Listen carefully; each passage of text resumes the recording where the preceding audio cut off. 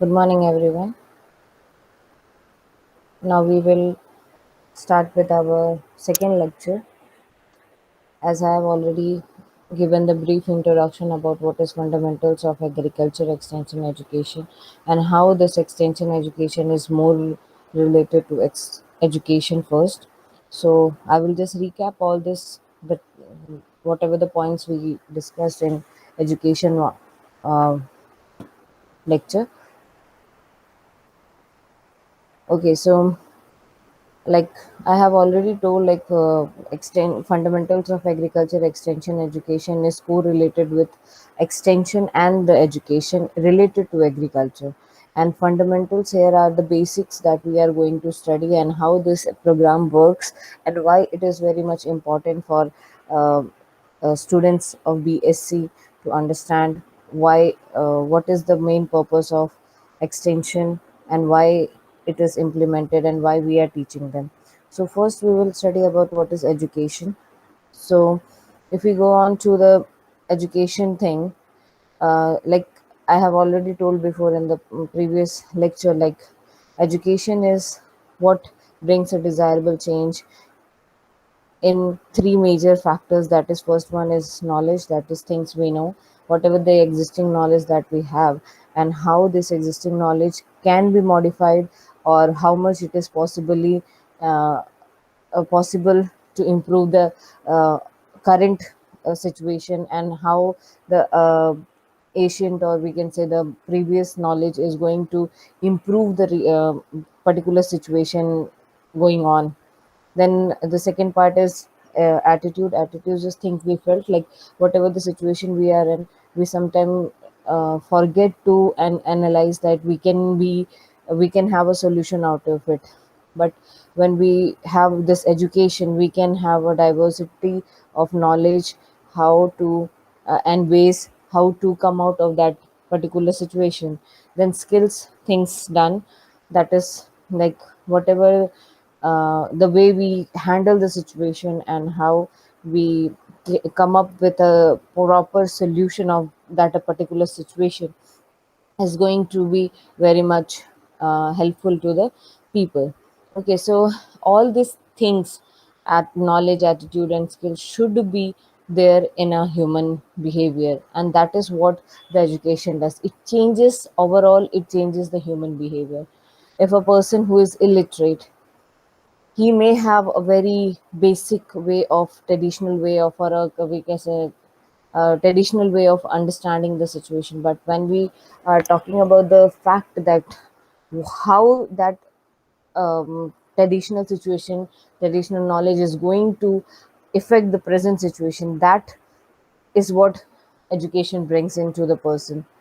Okay, so we cannot say that education is a part and extension is the another part. The education is the integral, means it is there, almost present in every extension thing, whether it is extension of agriculture, whether it is extension of any medical area, whether this is education of any um, anything. You can take any of the fields of education, and the basics concept of extension is education. Okay, so we cannot say like education and extension are totally different things, two different parts. So we have to always keep in mind that education is the basic concept of extension. If there is no education, we can't carry out the extension. Okay, so extension means that type of education which is stretched out to the people in the rural area or beyond the limits of the educational institute to which the formal types of education is normally confined. So it's we can say that we are in extension. What we are actually doing is we are educating the people in the rural area who are not able to access to the institute, structural institutions, or we can say educational institution like school, colleges, or universities, or institutions, or any training program, training institutes and all. So it is a formal type of education that we are providing to the people going into the village and providing the knowledge to them.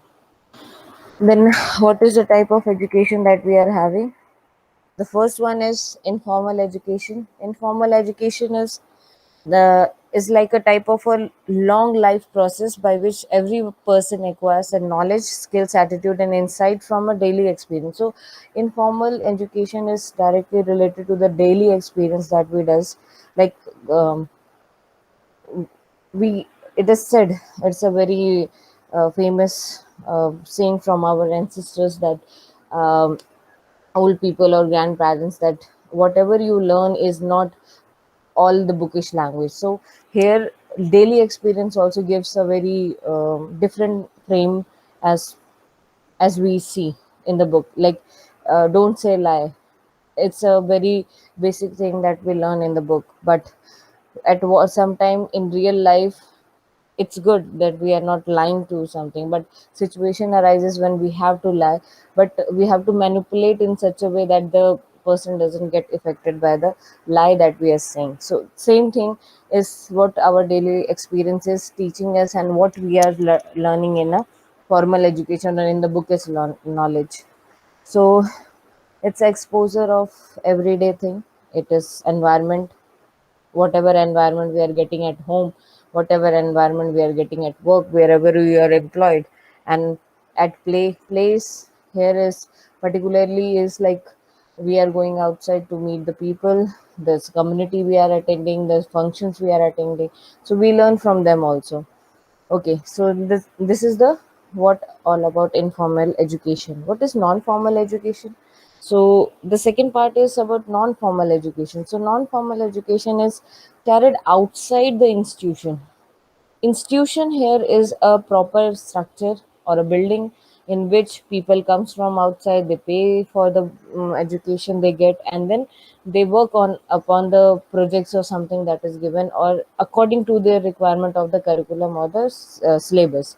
But non-formal education is whatever we are learning, we have to stretch that thing out, that knowledge out to the farmers. So mainly it is known as a adult education, that we have heard about so many non-formal education that goes on, mainly like night schools that goes on, or some like street education, then evening schools, and also adult education is there, vocational trainings are there, vocational educations are there for the people, then extension education is there. Like we are just on a particular topic, we are going to the people and teaching them and giving them our experience of what we have felt and what they do, and how they are going to comprise both of the thing together and come up with the solutions. And also we directly if we in our daily life we want to understand what is non-formal education, it is directly as a adult education. Okay, so adult education, like they do, most of the adults are what we categorize as adult is from more than 20 to like 40 or 50 years.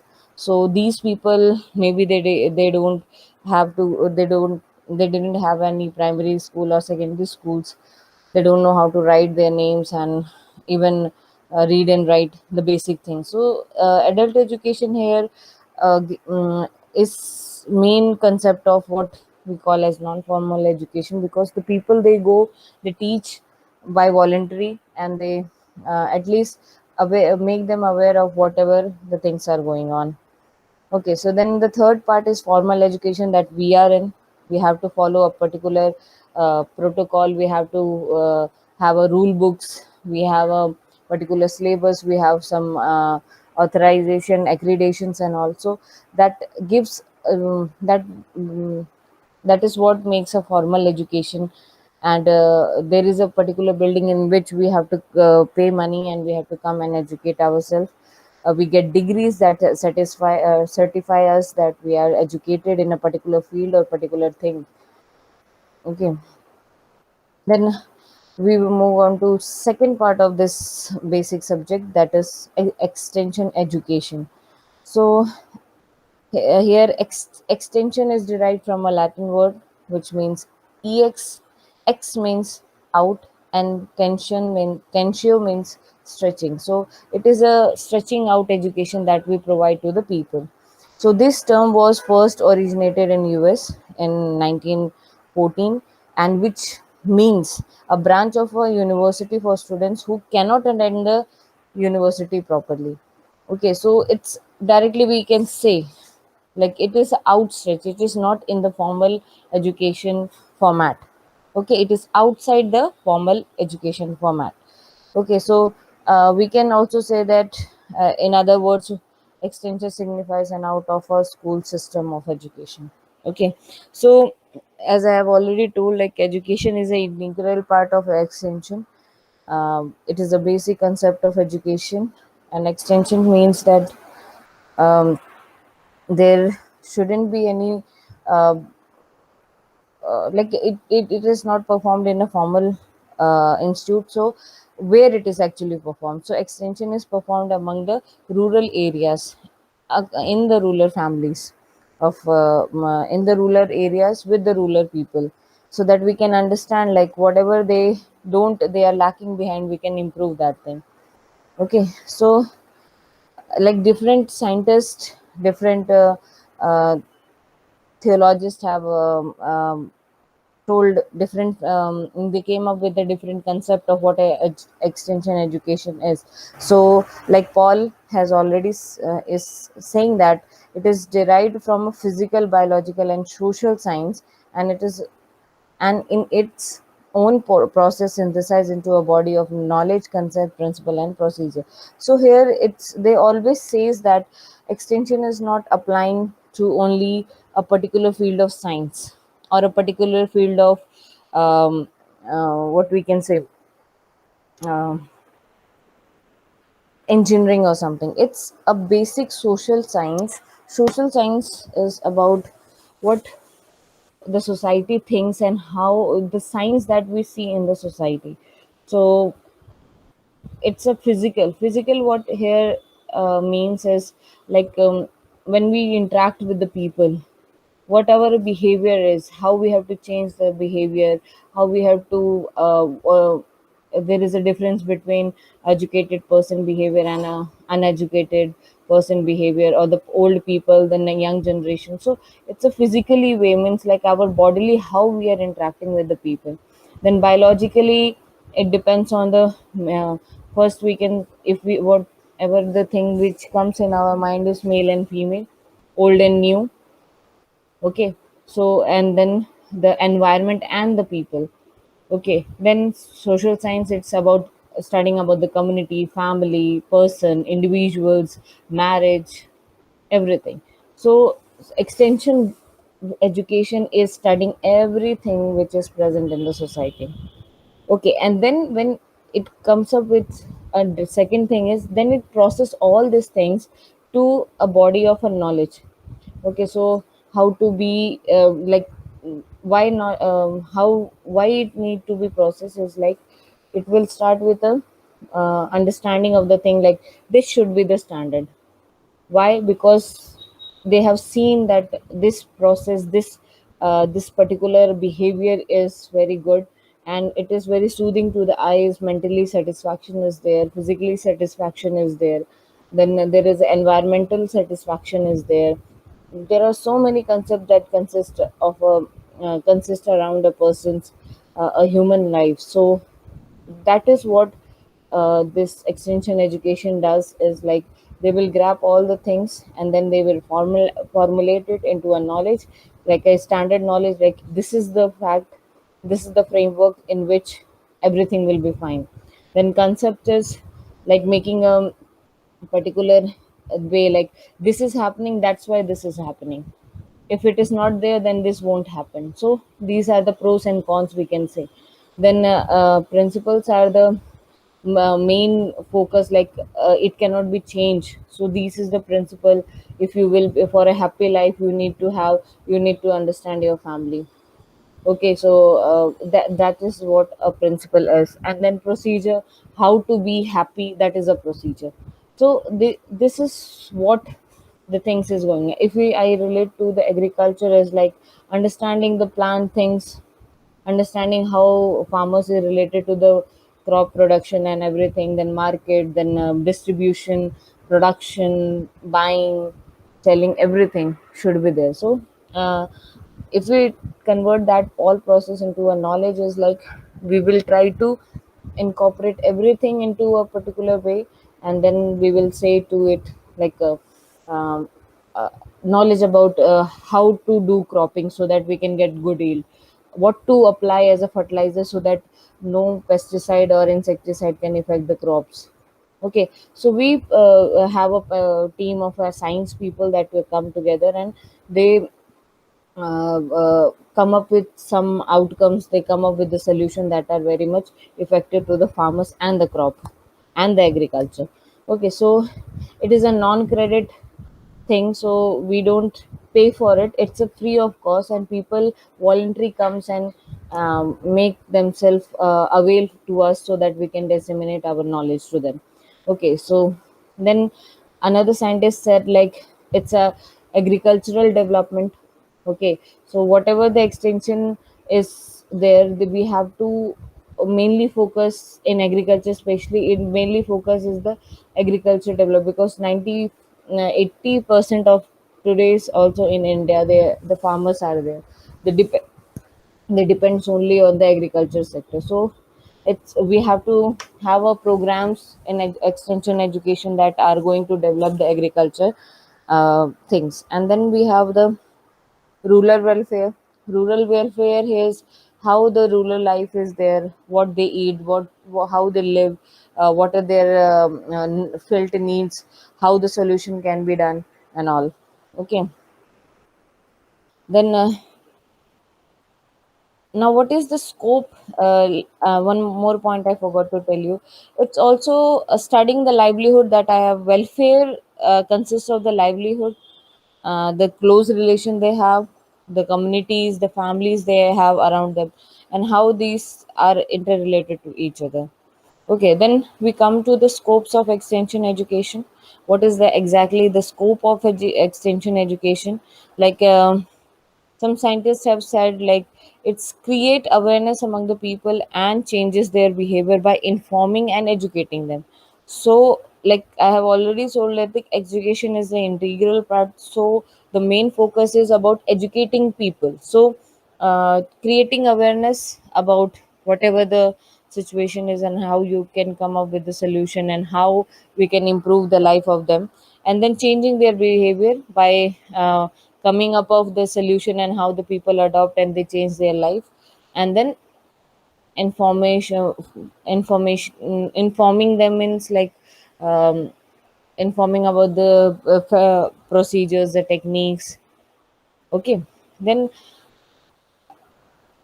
there are some scopes that are efficiency in agriculture production. First one is that it's extension agriculture production here is about the production of the crops, the farming system, and all, and how we can through the different techniques that are founded in the formal education way, we can come up with some of the programs, and then we can educate how to produce the good farming or good crops. Then marketing, distribution, and utilization, how these crops which are grown and then processed, how these processed food or some the production is going to be marketed, how it is going to be distributed, and how these distributed things can be utilized.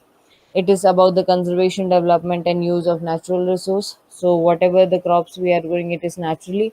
We put effort, but 90% of the effort is about the natural nature, how it produce, whether the crop is going and the seeds are going to germinate or not. So it's a conservation, like if we will plant we do agriculture, then we conserve soil, we conserve water, we maintain the fertility of the soil and all.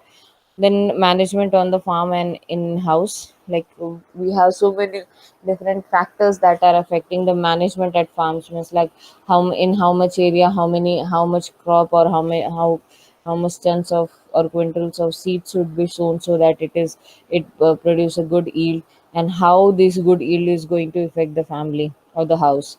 Then family living, if we have a good production, we will have a good life. Living means like our family will be developed with this.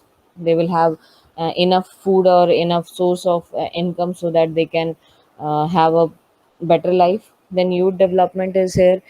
All the youths will be involved when and they will, by learning, when they will be involved in farming, they will know that this is lacking behind, and they can come up with different techniques to improve that particular problem.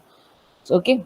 And then that is indirectly developing a mindset of about what is agriculture. Then taking leadership development is like, if we have something new, automatically people will try to understand us, and they will try to um, come up, tell us like, we also want to understand this. And then that is the power of what leader person comes out, leadership quality comes out, that you are going to take leadership, you are going to take initiative to educate them.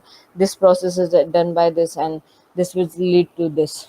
Okay. Then community development, obviously, if youth is developed, the family is developed, the farmers are developed, then definitely the community will be indirectly or directly, it will be developed. Okay. And that will help the development of the rural areas also. Then public affairs is here is means about the, they will be more interacted to the outside world, what is going on outside, and what is the situation. Like recently, from last year, we are facing the farmers revolt about the three farm laws that is going on.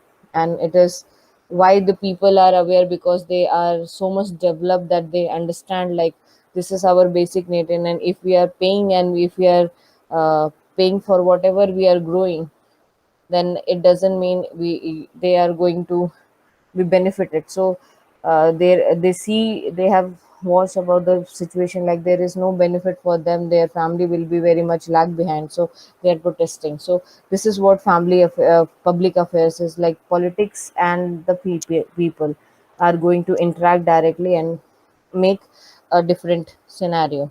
Then another part is like extension is integral part of agriculture and rural development program in India. So, like I have already told, like in India, 80% of people are under farming sector, and still they are working hard to produce good yield so that they can get a good livelihood. But still, there are so many pros and cons that are coming out. So we like, what type of agriculture develop and rural development programs are there? There are fisheries, animal husbandries, there are forestries, sericulture is there, so which are um, uh, giving which are promoting them to get more yield of what regularly they grow crops, and the process they follow in agriculture. So further we can say there are another set of scopes that comes out from this point, like extension is an integral part of agriculture. So first one is, it motivates people through a proper way, proper approach, like for example, like if the person is only dependent on the dairy, or only dependent on the like sericulture or bee culture, so how they can be educated more to produce more. Okay. So more streams will come out, more studies will come out to enhance the production of that thing. Then it help to educate people, all the village people. It's not like this percent of the village people are not educated, and they are facing so many problems. So village people are educated by them, so they, if there is some any problems, they can handle by themselves. Then there will be a desirable change in all the three aspects of life of a person. That is, first one is knowledge, attitude, and skills. Then it helps the people to help themselves. It not like in formal education, what happens, we have the knowledge, we disseminate that knowledge to the students, and then the students will come out, or they will learn that same knowledge, and maybe they will modify a little bit out of whatever they know. But as for the, if extension, we talk about the extension education, we go to the farmers, we tell the people like, this is the way and this is the process by which we are going to help you. And it's not just we are helping you or giving you education, but how this education is going to help, that is your thing. You have to implement that thing, see whether there is problem with it, whether you want to apply that particular methods or not. So it's directly as helping people to help themselves. We're not going to go inside that person's mind and tell, okay, this one is the best. They will implement, they will see, and then they will educate themselves through doing. Then always it is working with women. It's not solely on the crops or on the thing. It's also a social science. A social science is related to people living in the society, so it consists of men, women, children, boy, girl, everything, and their felt need, whatever the needs are there. Like for the men and women, maybe for the men, they are working whole day in the farm. For the women, they are working whole day in the household, but they are not gaining anything. For a farmman, he is gaining, he is growing crops and he can sell out and he can get money. But for what about the women? What about the female part of the society? What they are doing in the rural areas? So it helps in some of the schemes, like self-help groups are there, cottage industries are there, which help them to improve themselves, and we can also earn money to support the family. Then it's not about whatever we know and we tell and we implement, we forcefully tell them to implement. It's a demonstrative thing, means they will demonstrate it, then they will adopt it. So it's both the way.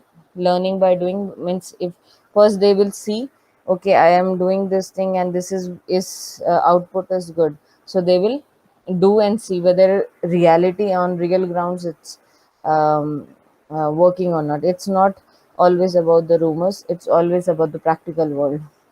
Then it never emphasize on the institutional culture. It always work with the rural culture, like how the rural family is working, how they are going to help the people.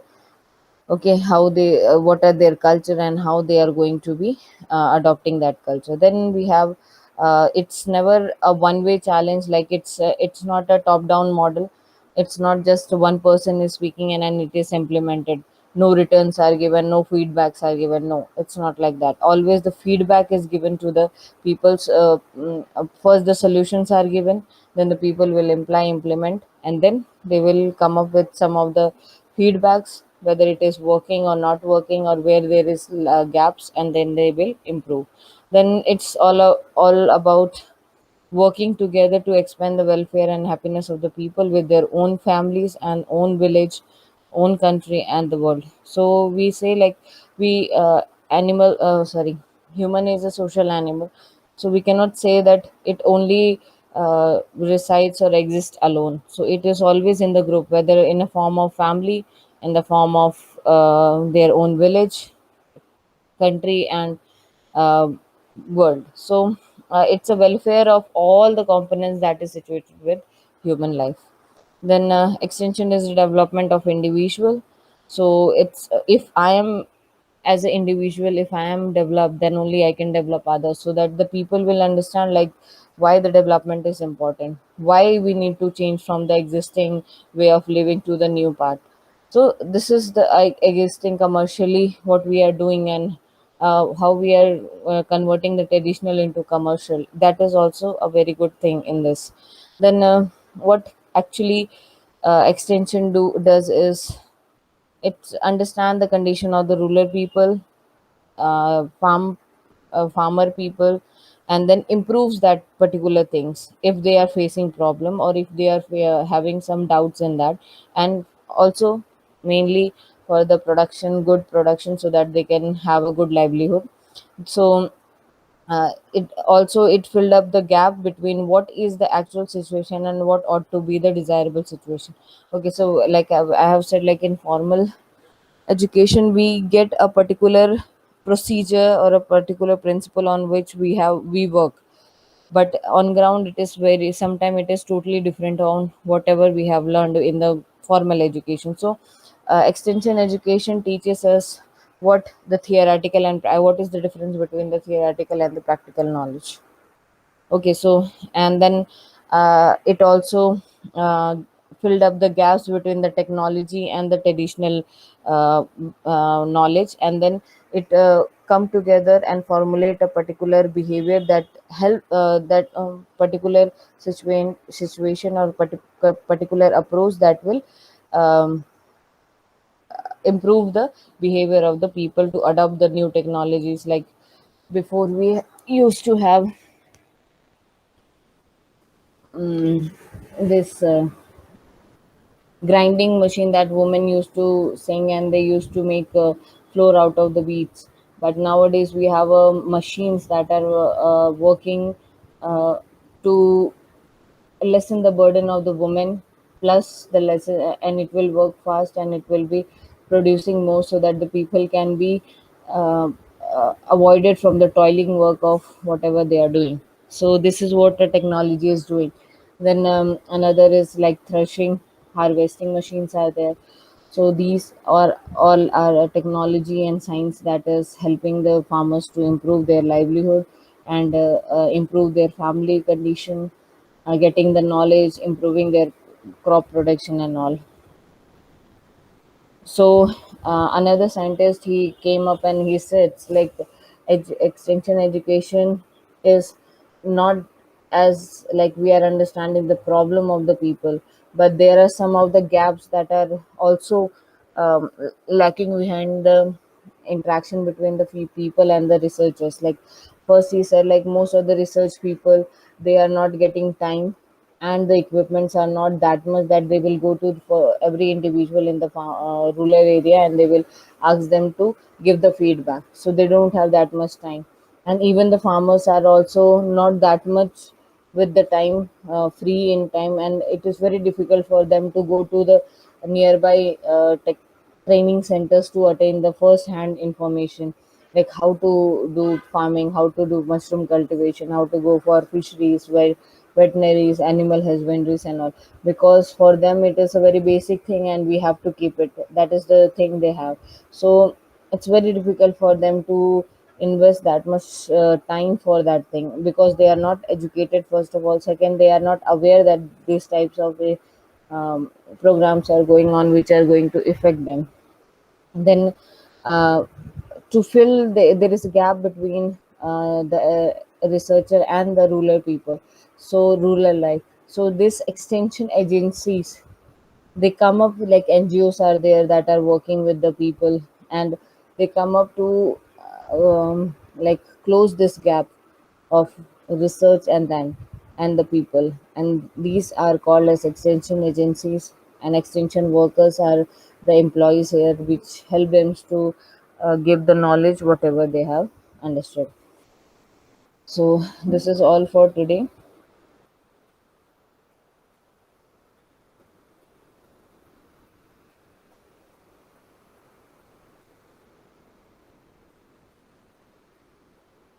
So I have a relevant questions out of it. They are,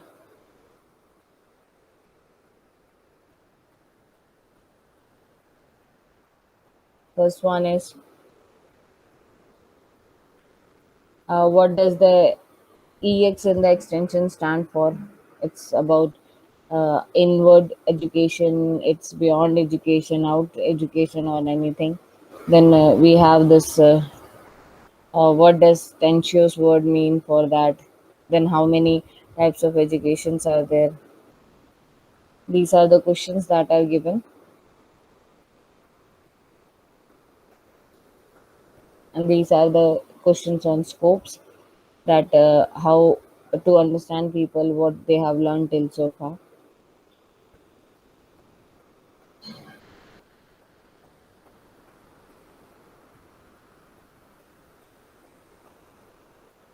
Thank you. This topic is over now.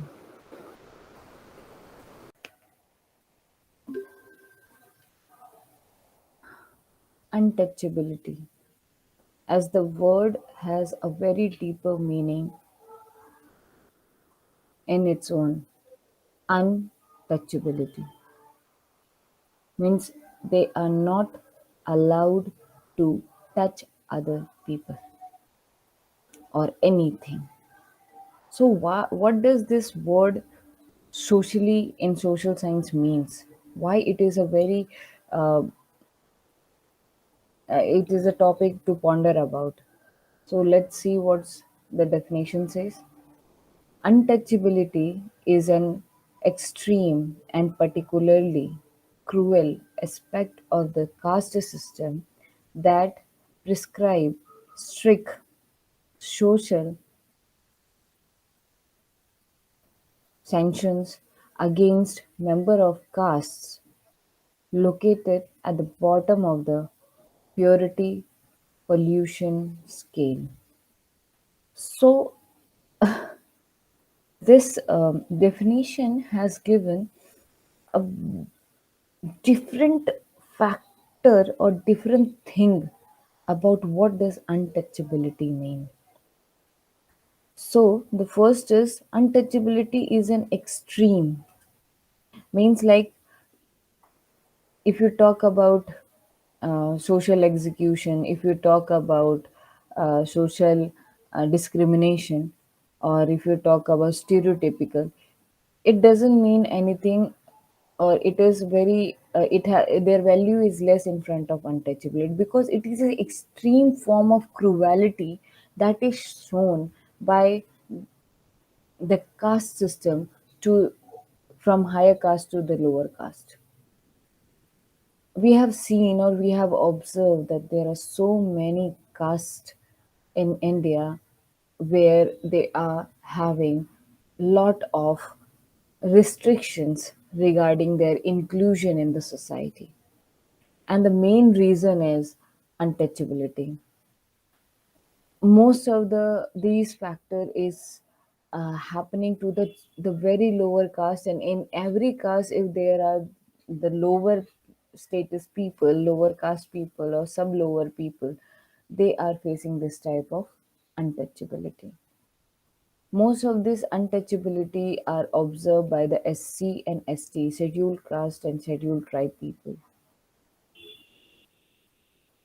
It is why this untouchability is so famous, or why it is included in the caste system, and what does that they categorize as untouchable people. Why they are called as untouchable? Because the higher caste people, they think that they are not from the pure blood of the humanity. Maybe they are being involved in some other form or of impurity, so they pollute by impurity, they pollute by them pollute themselves, and they are not able to be mention themselves equal in the society. So what does the second point means? They are considered to be impure, means they are not pure in any form, and they face a lot of different type of problem that goes on, and these problems are being created, being uh, tells them not to be a part of the society. If the impure person, caste person, touches the pure caste people, then the pure caste has to perform various religious rituals to make themselves pure again. So, as the definition has said, how much this impurity is there in the untouchable caste is like if they even come or even their shadow is felt, like the fourth point tell is even distinct pollution is also there where impure caste shadows are not allowed to be to the pure caste. So Dalit and Adivasis are the biggest example you can see. We have seen in our politics also there are so many different people who are performing this type of untouchability. Okay, so there are so many factors that comes up. If you really want to see what type of untouchability, what type of purity they are doing, and why does the upper caste people they think like I'm the best one or I'm the pure blood, how they define it, we don't know how they have done that thing. But if you see the discrimination that the lower caste people, the Dalits and Adivasis suffer is through this. But if you talk about the 21st century, this untouchability gap is becoming less. It is there, it still exists, but due to the uh,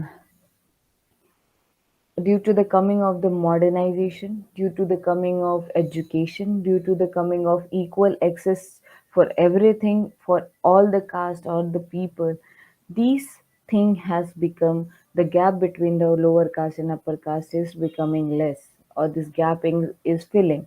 But still, there are so many barriers which are hindering uh, in, in this connection, or in this to eradicate this gap between these two castes. Still, people in some or the other way, they point out that you belong to this thing, and we can't have a interaction, we can't have a uh, like talk to even talking to you, or we can't be accept the condition of the other caste and tell them like, okay, whatever it is, now I am up of this thing. There are so many movies, there are so many books. If you see, there are so differences being done in the society, and that society, that thing is being pointed out and pulling the people backward from being developed. That's why maybe our country is not developing through some of the factors. If you talk about the other Western world, or their black and white untouchability was there. If you see in some southeastern area, the Buddhism and the other people, they have some type of untouchability, but that thing was in earlier days, but now it is. If you see in other there are so many forms of untouchability, but the major is about the caste system. If you talk about in India, then what does OBC means? The other backward communities. So OBCs are large group of castes that were of lower status and were also subjected to varying in the level of discrimination short of untouchability. So the other backward communities that were a large part of caste who were belonging to the lower state and were also subjected to varying in the level of discrimination. So they were also having different kind of discrimination, but it was somewhat we can say like untouchability was also there existing in this discrimination. And untouchability was a, we can say, one of the factor for the discrimination, because as untouchability has already defined like what does the lower caste people status was there in the caste system. So untouchability came to them. So if you talk about other backward communities, they seriously by default they are facing this problem. Constitution of India has recognized the possibility that they may be grouped other than SC and ST who suffer social disadvantages. So even the our government has also, the constitution has also seen like jurisdiction, we can say, they have also seen like uh, other than STSC, there are still in them also there are some of the castes which are left behind, and these people are being um, are not allowed, or they are being hindered, or they are being hidden for to access the community um, community facilities.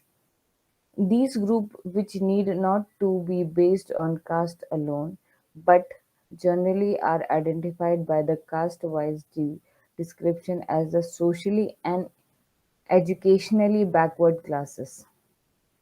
So these mainly they are not discriminated, or they are not being characterized as OBC on the basis of caste, but there are some other descriptions also, like they are socially not up to the society, so that's why they belong to backward community.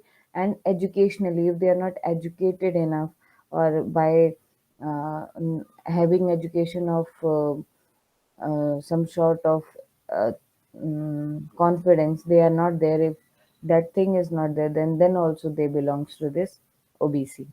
They are definitely defined negatively, as they are neither part of the forward caste at the upper end, nor of the situation as Dalit at the lower end. So somehow they don't fit in the category of caste system that is sharply divided